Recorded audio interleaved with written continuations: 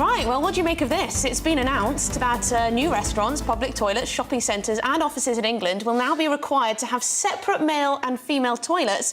This is under new legislation being proposed by the government. So the law will affect new non-residential buildings as part of a push ending the rise of gender-neutral toilets. Well, joining us now to discuss the proposed new law is Fiona McAnena, who's Director of Campaigns at Sex Matters. Fiona, thank you very much. Great to have you on the show.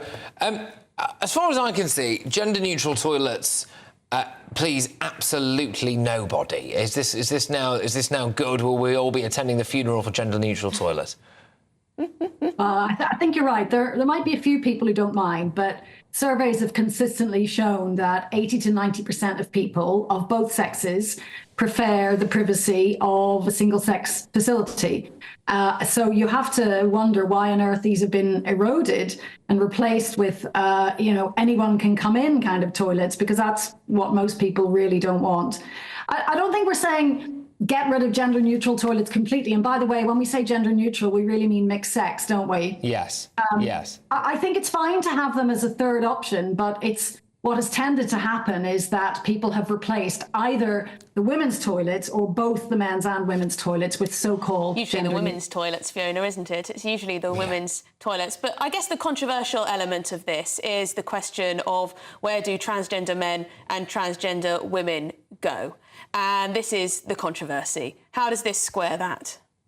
Yeah, I think that has been a driver of this.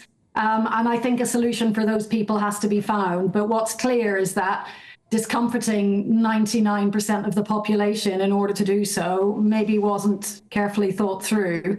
And hopefully now we'll get some better solutions. And bear in mind, this is about new builds and major refurbishments. So anyone planning a new building can plan for those three options: men's, women's, and some single provision, single sex, anyone, individual cubicles. And that's the answer for the trans people. I think it's quite revealing when you hear some people talk about, oh, well, it's only 0.01% of the population who happens to be trans.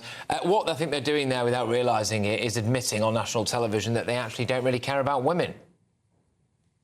Yes, and I think it's useful to turn that on its head and say, why are we creating so much change and so much discomfort for so many people just to benefit a tiny minority? And I'm afraid I have to conclude it's because the people driving that tiny minority are male people. I don't think a tiny minority of women has that kind of influence.